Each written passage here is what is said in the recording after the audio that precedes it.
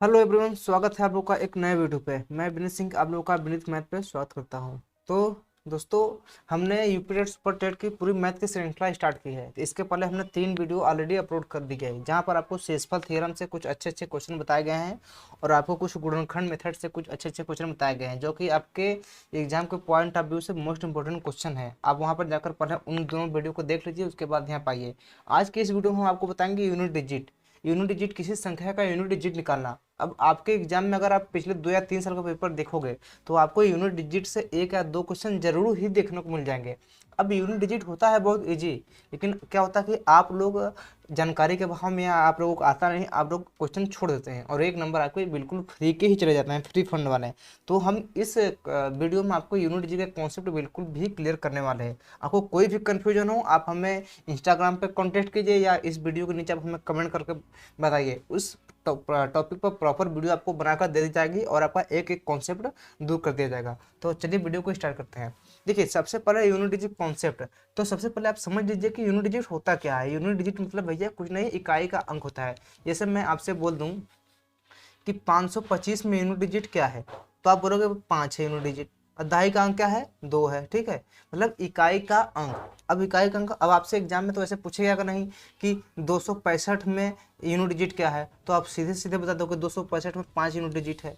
अब इतना इजी अगर क्वेश्चन आता तो सब टीचर नहीं जानते, सब यूपी टेट सीटेट क्वालिफाई नहीं होते हैं। तो आपके एग्जाम में कुछ टफेस्ट क्वेश्चन आते हैं जो आपको हम बताएंगे, लेकिन पहले आपका लेवल थोड़ा धीरे धीरे हम ऊपर उठाएंगे। तो सबसे पहले आता है, देखिए, यूनिट डिजिट। कि यूनिट डिजिट आपसे कोई बहुत सारा सारा नंबर दे देगा। जैसे मान लीजिए 2 × 2 × 5 × 6। अब इसमें आपको यूनिट डिजिट पूछेगा, तो इसमें तो सिंगल सिंगल है, तो अब सिंगल सिंगल इसका मल्टीप्लाई कर लेंगे। 2 दूना 4 मल्टीप्लाई भी 5 × 6 = 30।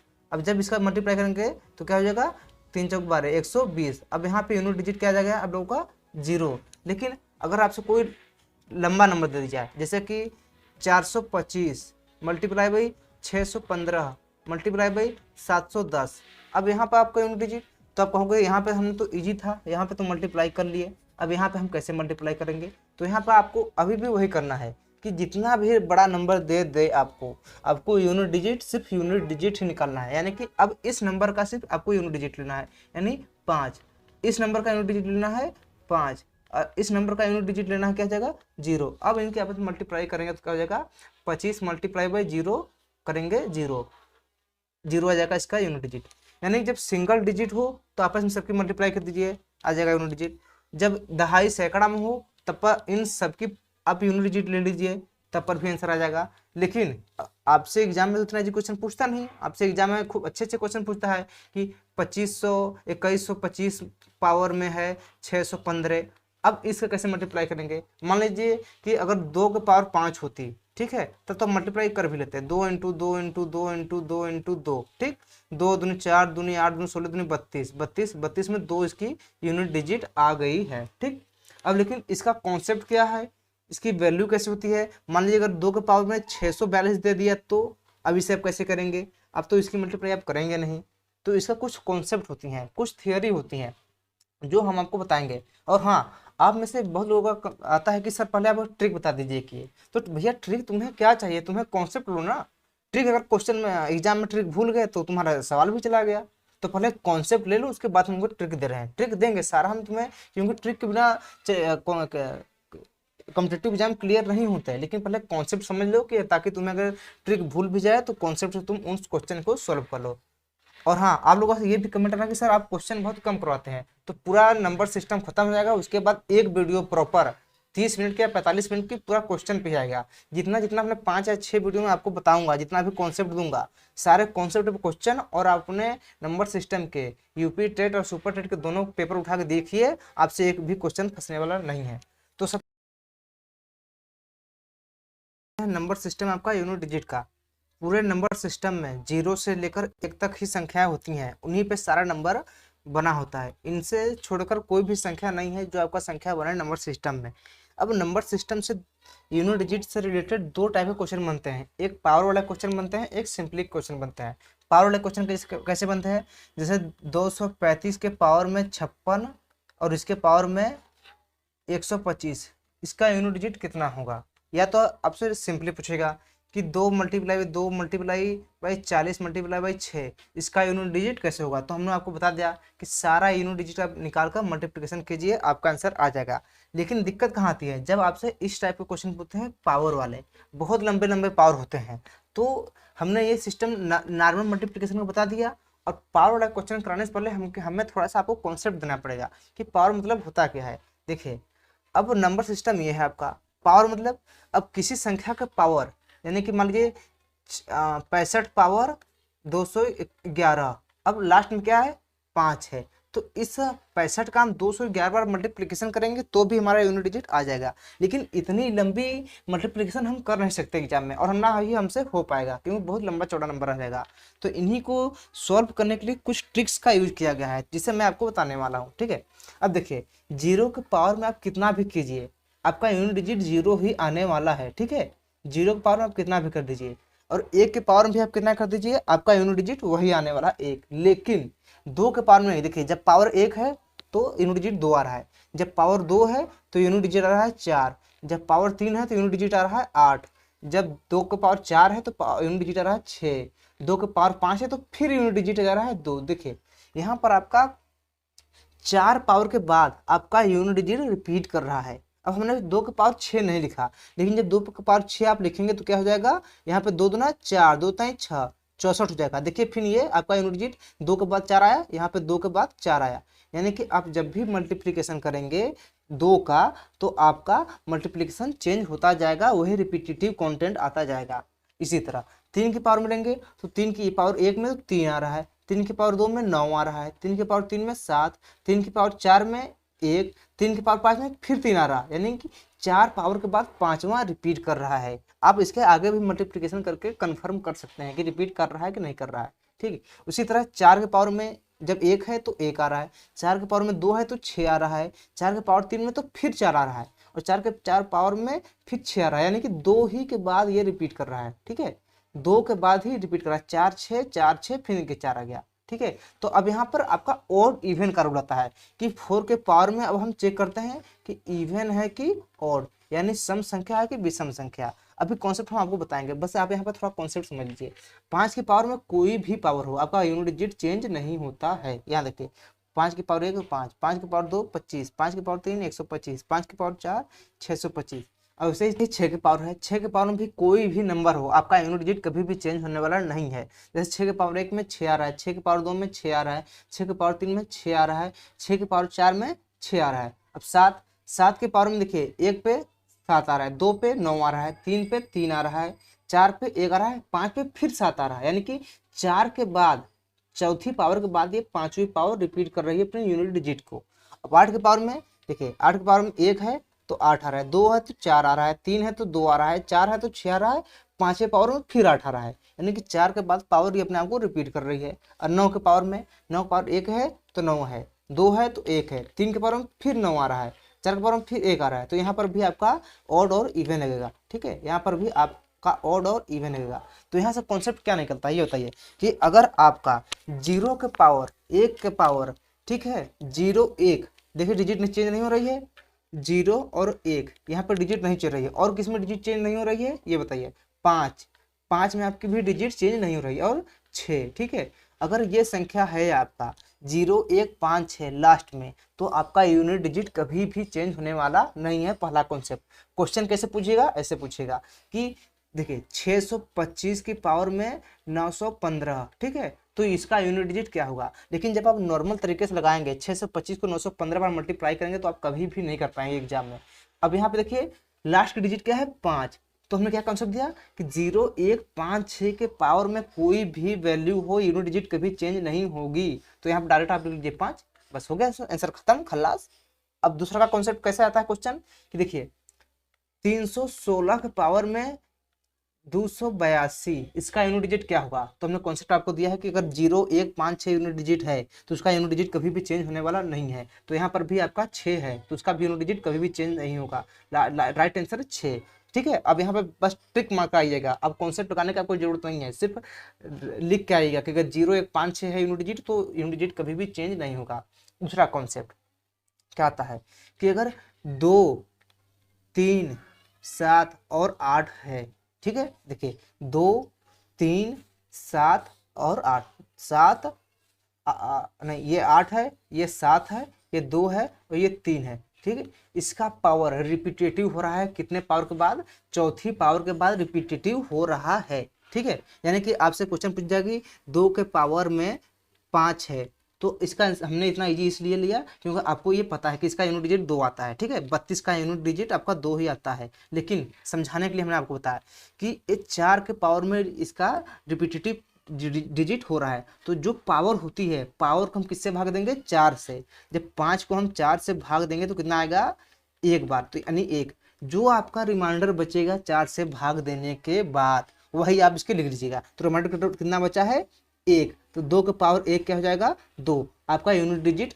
यही हो जाएगा 2। अब लंबे क्वेश्चन में जैसे कि 2 के पावर में है आप लोगों का 615। ठीक है, अब इसका यूनिट डिजिट आप हमें कमेंट बॉक्स में बताइएगा। 6 से 15 को 4 से भाग दीजिएगा, आपका रिमाइंडर कितना बचेगा, या तो 1 बचेगा, या तो 2 बचेगा, या 3 बचेगा, या तो रिमाइंडर 0 बचेगा, नहीं बचेगा। तो आप इनका या तो 4 बचेगा। ठीक है, 4 के बाद रिमाइंडर 0 हो जाएगा। ठीक, 3 ही रिमाइंडर बचेंगे, तो 2 0 1 2 3 आप हमें कमेंट बॉक्स में बताइएगा। ठीक है, अब इसके बाद आपको बचता क्या है, इसके बाद आपको बचता है 4 और 9। 4 और 9 इसमें हमने क्या बताया आपको, ऑड और इवन। अब 4 के पावर में अगर ऑड रहेगा, ठीक है, यानी विषम संख्या रहेगी, यानी कि 1 3, तो क्या यूनिट डिजिट आएगा, 4 आएगा। 4 के पावर में अगर इवन रहेगी तो क्या आएगा, ठीक है, 6 आएगा। यहाँ पे देख लीजिए आप। अब एक काम करिए, अब पहले इसको नोटिस कर लीजिए। अगर इकाई का अंक 0 1 5 6 हो तो इकाई का अंक नहीं बदलेगा। 2 3 7 हो, पावर को 4 से भाग देंगे। इकाई का अंक 4 और 9 हो तो इसमें 2 कंडीशन होगी कि अगर इकाई का अंक 4 के पावर में सम संख्या तो 6 आएगा, अगर इकाई का अंक 4 हो तो विषम संख्या हो तो 9 आएगा। ठीक है, आप इसकी स्क्रीनशॉट ले लीजिए या इसे आप नोट डाउन कर लीजिए। देखिए अब आपसे कैसे पूछता है एग्जाम में कि 264 के पावर में 620, इसका यूनिट डिजिट क्या होगा। ठीक है, अब ये बताइए हमें 620 इवन नंबर है कि ऑड नंबर है, सम संख्या है ना। जब सम संख्या हो तो यूनिट डिजिट क्या आएगा आपका, 6। देखिए यहाँ पर 4 हो तो सम संख्या हो तो यूनिट डिजिट 6 आएगा। कैसे आएगा, यहाँ देखिए 4 है, 1 के पावर 4 आ रही है, 2 सम संख्या है 6 आ रही है, 4 सम संख्या है 6 आ रही है। ठीक है, 4 सम संख्या है 6 आ रही है, 2 सम संख्या है 6 आ रही है। ठीक है, यहाँ पर कॉन्सेप्ट वैसे ही 9 का है। अगर आपको समझ में नहीं आया है तो बिल्कुल नहीं, वीडियो को धीरे धीरे करके देखिए और समझिए। जो हमने समझाया उसे समझिए, आपको समझ में आ जाएगा। अगर तब पर भी नहीं समझ में आ रहा है तो हमें कमेंट कीजिए। और वैसे भी हम अभी एक पूरा कॉन्सेप्ट लाने वाले हैं, पूरा जितने भी नंबर सिस्टम के कॉन्सेप्ट पढ़ाएंगे, आपको क्वेश्चन भी कराएंगे। जब क्वेश्चन आपको कराया जाएगा तो आपको बिल्कुल कॉन्सेप्ट क्लियर होगा। पहले आप इसका स्क्रीनशॉट ले लीजिए। ठीक है, अब देखिए इकाई का अंक, इसमें 2 टाइप के क्वेश्चन बनते हैं। हमने पहले आपको बताया कि गुणनखंड में इकाई का फल ज्ञात करना और घातों में इकाई का अंक प्राप्त करना। जैसे कि गुणनखंड में क्या होता है, गुणनफल में 264 मल्टीप्लिकेशन बाई 612 मल्टीप्लाई बाई 302। अब हमने आपको इतना तो कॉन्सेप्ट दे ही दिया कि आप इसका यूनिट डिजिट में बता सकते हैं। तो आप 5 सेकंड का टाइम लीजिए और वीडियो को रोकिए, आप हमें यूनिट डिजिट कमेंट बॉक्स में बताइए। ठीक है, अब देखिए 4 इसमें से लेंगे यूनिट डिजिट, इसमें से 2 लेंगे, इसमें से 2 लेंगे, 4 दूना 8 दूना 16, और 16 का यूनिट डिजिट क्या हो जाएगा, 6। इसका आंसर आ जाएगा। अब घातों में क्या हमने बताया था, जैसे मान लीजिए आपसे पूछा था कि 214 पावर 656, इसमें यूनिट डिजिट क्या होगा। तो हमने आपको क्या बताया था कि अगर इकाई का अंक 4 हो, अगर इकाई का अंक 4 हो तो हम इवन और ऑड देखते हैं। इकाई का अंक 4 हो तो इवन और ऑड देखते हैं। तो क्या है, यहाँ क्या है, इवन नंबर। ठीक है, 6 है, तो 6 क्या है आपका इवन नंबर। तो अगर 4 के पावर में इवन नंबर है तो क्या आता है आंसर आप लोगों का, ये बताइए, 6। ठीक है, और 4 के पावर में अगर ऑड नंबर है तो क्या आ जाएगा आपका आंसर, 4। ठीक है, अब इस टाइप के कुछ क्वेश्चन हम आपको बताते हैं। गुणनफल में इकाई का अंक प्राप्त करना। ठीक है, तो आप हमें इसका आंसर बताएंगे कि 215 मल्टीप्लिकेशन बाई 602 मल्टीप्लिकेशन बाई 202, इसका आप हमें इकाई का अंक बताएंगे कमेंट बॉक्स में। ठीक है, और अगला क्वेश्चन है, देखिए यहाँ the unit digit of this product 784 618 917 463, इसका यूनिट डिजिट आपसे पूछा है। तो इसका क्या लेंगे आपका, 4 लेंगे, इसका क्या लेंगे, 8 लेंगे, 917 क्या लेंगे, 7 लेंगे, 463 क्या लेंगे, 3 लेंगे। तो 8 चौक 32, यहाँ से 32 आ जाएगा और यहाँ से 7 त्रिक 21। ठीक, अब इसका दोनों का यूनिट डिजिट ले लेंगे, 2 एकम 2 2। अब आपने बोला कि सर कि 832 32 सत्य मल्टीप्लाई करते हैं तो मल्टीप्लाई लंबा होता। अगर आप इन सबका मल्टीप्लाई करेंगे तो पर भी लास्ट में 2 ही आएगा, आप करके देख लीजिएगा। तो हमें अपने कैलकुलेशन को जितना छोटा करना है, हमें छोटा करना है, ना कि लेंदी करना है। ठीक है, अब घात में इकाई का अंक प्राप्त करना।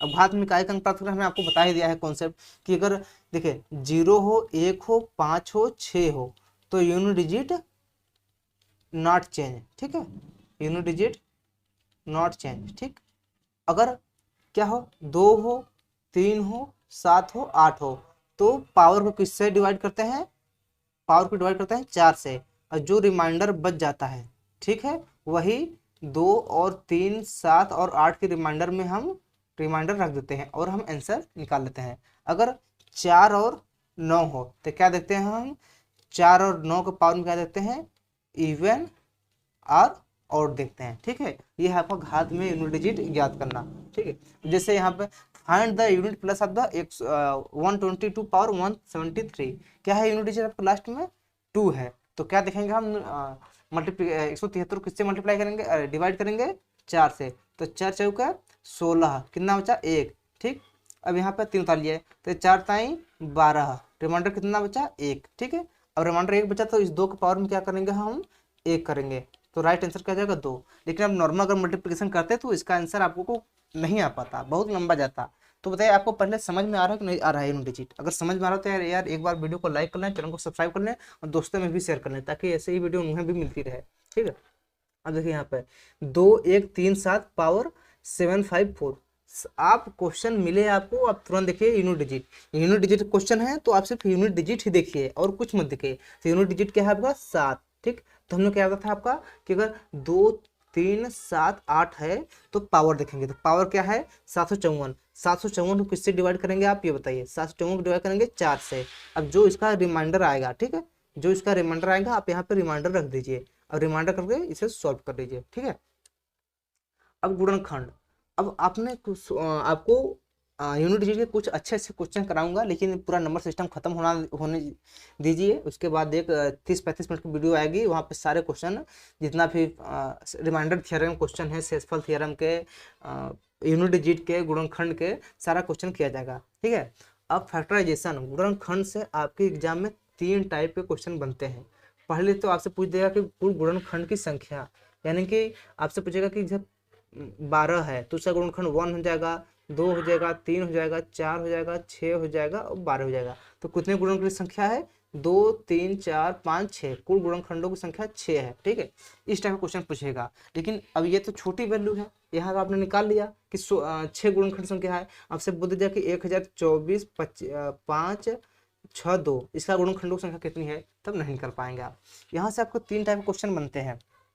पहला बनता है कुल गुणनखंड की संख्या, दूसरा बनता है कुल गुणनखंड की संख्याओं का एक फल ज्ञात करना, और तीसरा बनता है अभाज्य गुणनखंड की संख्या। यानी पहले संख्या पूछेगा पहले टाइप में, दूसरे टाइप में पूछेगा योगफल, और तीसरे टाइप में अभाज्य गुणनखंडों की संख्या। तो आज हम आपको सिर्फ बताएंगे कुल गुणनखंडों की संख्या ज्ञात करना। ये 2 टाइप के जो क्वेश्चन है वो हम आपको अगली वीडियो में बताएंगे। ठीक है, पहले देखिए कुछ ये टॉपिक स्टार्ट करने से पहले आप कुछ फैक्ट समझिए कि एक प्रत्येक संख्या का गुणनखंड होता है, यानी किसी भी संख्या का आप गुणनखंड निकालेंगे तो वह एक गुणनखंड का स्वयं होगा। और दूसरा, संख्या स्वयं का एक गुणनखंड होता है। जैसे अगर आप यहाँ पे 25 का गुणनखंड निकालेंगे तो एक इसका गुणनखंड जरूर आएगा, और दूसरा क्या आ जाएगा 5 आएगा। ठीक है, और तीसरा क्या आएगा 25 खुद आएगा। तो यही यहाँ पे बताया कि संख्या स्वयं का एक गुणनखंड होता है, यानी 25 स्वयं 25 का गुणनखंड है। ठीक है, संख्या एक को छोड़कर प्रत्येक संख्या का कम से कम 2 गुणनखंड होता है। यही चीज है कि एक छोड़ के यहाँ पे कम से कम 2 गुणनखंड है। ठीक है, किसी संख्या का एक गुणज स्वयं वह संख्या होता है। ठीक है, और प्रत्येक संख्या के अनंत गुणज होते हैं। ये आप स्क्रीनशॉट ले लीजिए। अब गुणनखंडों की संख्या, गुणनखंडों की संख्या ज्ञात करने के लिए कुछ फार्मूले होते हैं, जैसे p+1 q+1 r+1। सम गुणनखंडों की संख्या p q+1 r+1, विषम गुणनखंडों की संख्या q+1 r+1। आपको ये भी समझ में नहीं आया कि ये क्या लिखा है यहाँ पर, इसके पहले हम आपको थोड़ा सा एक आइडिया देते हैं। ठीक है, जैसे अगर आपसे बोल दिया जाए कि ये 30 है, ठीक है, अब 30 का आपको पूछ रहा है कि गुणनखंड, तो 30 का क्या हो जाएगा, 1 हो जाएगा, 2 हो जाएगा, 3 हो जाएगा, 5 हो जाएगा, 6 हो जाएगा, 10 हो जाएगा और 15 हो जाएगा और 30 खुद हो जाएगा। तो यहाँ पर गुणनखंडों की संख्या कुल कितनी हो गई, 3 4 4 8, कुल कितने गुणनखंड हो गए, 8 गुणनखंड हो गए। इतना समझ में आया कि नहीं। लेकिन जब लंबी कोई होती है, जैसे बड़ी संख्या होती है, तो ये विधि वहां पर काम नहीं कर पाती, ये यहाँ पर कठिन कुछ हो जाती है। और कठिन क्या, बहुत ज़्यादा कठिन हो जाती है, आप निकाल ही नहीं पाएंगे। तो इसी के लिए कुछ ये फार्मूले निकाले गए हैं, P+1 Q+1 R+1। अभी हमको बताएंगे कि P क्या होता है, Q क्या होता है, R क्या होता है। ठीक, अब जैसे मान लीजिए किसी संख्या का आप गुणनखंड निकाले हैं, ठीक है, किसी संख्या का आप गुणनखंड निकाले हैं। एग्जाम्पल के तौर पे आप कोई संख्या हो, मान लीजिए कि 615 है, ठीक, इसका आप गुणनखंड निकाले हैं। तो इसका गुणनखंड मान लीजिए कि a into a into a into a आया है, ठीक। और भी ये और भी आ सकते हैं, जैसे b भी आ सकता है, b इंटू बी आ सकता है, और c भी आ सकता है, c इंटू सी। ये मतलब मैटर नहीं करता, हमने आप पूछोगे सच आपने ये 4 लिखा, ये 3 लिखा, ये 3 लिखा, मतलब आप कितना भी लिख सकते हैं। तो इसको अगर आपने पावर फैक्टर पढ़ा होगा तो इसको हम ऐसे लिख सकते हैं, a के power p multiplication by b की पावर q और c की पावर r, ठीक। अब पी क्यू आर क्यों लिखा है, क्योंकि हमने फार्मूला पी क्यू आर में बनाया है, ठीक है। अब आप ये जो ए बी सी है ये भूल जाइए, ये पी क्यू आर ही याद करिए, इसी का मेन मैटर है, इसी पे फार्मूला होता है, इसी पे आपका क्वेश्चन सॉल्व होगा। अब यहाँ पे ए क्या होता है, ए क्या होता है आपका सम संख्या, क्या होता है, सम संख्या, ठीक है, यानी इवन नंबर। और बी और सी क्या होता है, ये होता है विषम संख्या। अब आप बोलोगे सर सम संख्या तो 6 भी है, तो यहाँ पे 6 आ गया, तो भैया हमें ये बताओ, जब 6 कभी भी तुम्हारे क्वेश्चन में आएगा तो उसका गुणनखंड करोगे तो 2 और 3 ही तो आएगा, तो 2 एक सम संख्या हो जाएगा, 3 एक विषम संख्या हो जाएगा। अब आप बोलोगे सर 14 भी तो एक सम संख्या है, तो भैया हम आपको बता दें गुणनखंड आप निकाल रहे हैं, तो इसका जब गुणनखंड निकालेंगे तो 2 और 7 ही आएगा, तो 2 आपका यहाँ पे एक स्थान पे आ जाएगा और 7 क्या आ जाएगा आप लोग विषम संख्या के स्थान पे। अब जैसे आपसे दे दिया गया है आपको 2 into 2 into 2 into 3 into 3 into 3 into 7 into 7, ये किसी संख्या का मान लो गुणनखंड है, तो क्या हो जाएगा आप लोगों का 2 के पावर में 3, ठीक, और मल्टीप्लाई 3 के पावर में 3 मल्टीप्लाई बाई 7 के पावर में 2, ये होगा कि नहीं होगा, पहले ये बताइए, इतना समझ में आया कि नहीं, ये होगा कि नहीं होगा, यदि इस कमेंट बॉक्स में बताइए आप, होगा ना। अब 2 3 और आप 7 को बिल्कुल भी भूल जाइए, यहाँ पर P की वैल्यू कितनी आ गई 3, Q की वैल्यू कितनी आ गई 3, R की वैल्यू कितनी आ गई 2। तो इसी पे ये फार्मूला है कि जब भी आपको कुल गुणनखंडों की संख्या ज्ञात करनी हो तो क्या हो जाएगा P+1 Q+1 R+1, तो P+1 3 1 4, Q+1 3 1 4, R+1 क्या जाएगा 2 1 3, तो 4 4 16 16 3 48, यानी कुल गुणनखंडों की संख्या यहाँ पे 48 हो जाएगी। समझ में आया कि नहीं आया। अब आप 2 3 7 को भूल जाइए, सिर्फ पावर को याद कीजिए। यहाँ पे हमने समझा दिया कि पावर ये सम संख्या है, ये सम संख्या है, ये विषम संख्या है 2, ठीक है। ये आपका ए हो जाएगा, ये हो जाएगा बी, ये हो जाएगा सी। इतना समझ में आया कि नहीं आया, ठीक है। अब इसे याद करना बहुत ही आसान है।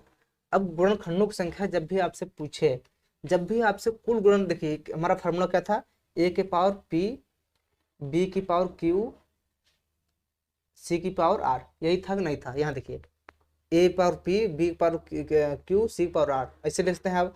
और इस एग्जाम्पल से 2 के पावर 3, 2 के पावर 3 मल्टीप्लाई बाई 3 के पावर 3 मल्टीप्लाई बाई 7 के पावर 2, ये ए सम संख्या, बी और सी विषम संख्या। जब भी आपसे कुल गुणनखंडों की संख्या पूछे तो आप जो P+1 Q+1 R+1 यानी जितना भी पावर हो सब में ऐड करके मल्टीप्लाई कर दीजिए। 2 3 में 1 मल्टीप्लाई कीजिए, 3 में 1 जोड़ के मल्टीप्लाई कीजिए, 3 में 1 जोड़ के मल्टीप्लाई कीजिए, 2 में 1 जोड़ के मल्टीप्लाई कीजिए। लेकिन जब भी आपसे सम गुणनखंडों की संख्या पूछे तो जो आपका सम वाला होता है ना, जैसे ए यहाँ पे आपका सम है यानी 2 आपका सम है, ठीक है, तो सम वाले में 1 मत जोड़िए, सम वाले में 1 मत जोड़िए, और जो विषम वाले हैं उनमें 1 जोड़ के मल्टीप्लाई कर दिए। याद हो गया फार्मूला।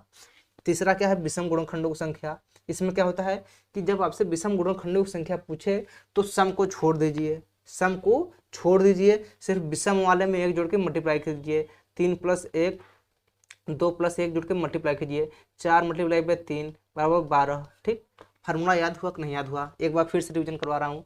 कुल गुणनखंडों की संख्या में सारे पावर में 1 जोड़ के मल्टीप्लाई कीजिए। सम गुणनखंडों की संख्या में आप सम वाले में 1 नहीं जोड़ेंगे और दोनों में 1 जोड़ देंगे। विषम वाले में आप सम संख्या को हटा देंगे। फार्मूला याद हो गया कि नहीं हो गया? याद हो गया। कॉन्सेप्ट समझ में आया कि नहीं आया? नहीं आया तो एक एग्जाम्पल के थोड़ा समझिए आप। चलिए एक एग्जाम्पल ले रहा हूँ आपको। 120 120। अब 120 में आपको तीनों चीज निकालना है। कुल गुणनखंड की संख्या निकालनी है, सम गुणनखंडों की संख्या निकालनी है, विषम गुणनखंडों की संख्या निकालनी है। ठीक है, अब आप इसे वीडियो को रोकिए और आप खुद सॉल्व कीजिए। अगर आपको नहीं आ रहा है तो आप वीडियो को फिर से स्टार्ट कीजिए, देखिए वीडियो हमने इस क्वेश्चन को कैसे सॉल्व किया है। अब जब आप 120 का गुणनखंड करेंगे तो क्या हो जाएगा? 2 × 2 4 दूनी 8, 8 3 24, 24 पचे 120। ठीक है, 24 पचे 120, ये आपका गुणनखंड हो गया। अब हमने क्या कहा आपको पिछली लेक्चर में? यहाँ देखिए कि इन सब का गुणनखंड निकालने के बाद इनको पावर में चेंज कीजिए। तो इसको पावर में चेंज कैसे करेंगे? 2 के पावर 3, 3 की पावर 1, 5 की पावर 1। समझ में आया? बिल्कुल समझ में आया कि नहीं आया? ये बताइए। इनके पावर में चेंज हो गए। इसके बाद हमने क्या बताया था कि आप इन सबको अब भूल जाइए, ABC, इन सबको भूल जाइए, सिर्फ पावर को याद कीजिए। तो पावर P इक्वल टू कितना हो जाएगा? 3, Q इक्वल टू कितना हो जाएगा? वो 1, R इक्वल टू कितना हो जाएगा? 1। ठीक है, हमने क्या बताया था? कुल गुणनखंडों की संख्या। तो कुल गुणनखंडों की संख्या में पहला क्वेश्चन, कुल गुणनखंडों की संख्या में सारे नंबर को ऐड करके आपस में मल्टीप्लाई कीजिए। यानी 3 + 1, 1 + 1, 1 + 1, 3 1 4 बराबर 4 मल्टीप्लाई बाई 2 मल्टीप्लाई बाई 2, 4 दूना 8 दूना 16। तो कुल गुणनखंडों की संख्या कितनी आ गई? 16। दूसरा क्वेश्चन, सम गुणनखंडों की संख्या। तो सम गुणनखंडों की संख्या हम सम वाले में आप ऐड नहीं करेंगे, विषम वाले में ऐड करके मल्टीप्लाई करेंगे। यानी 1 + 1 फिर 1 + 1 कितना आ जाएगा?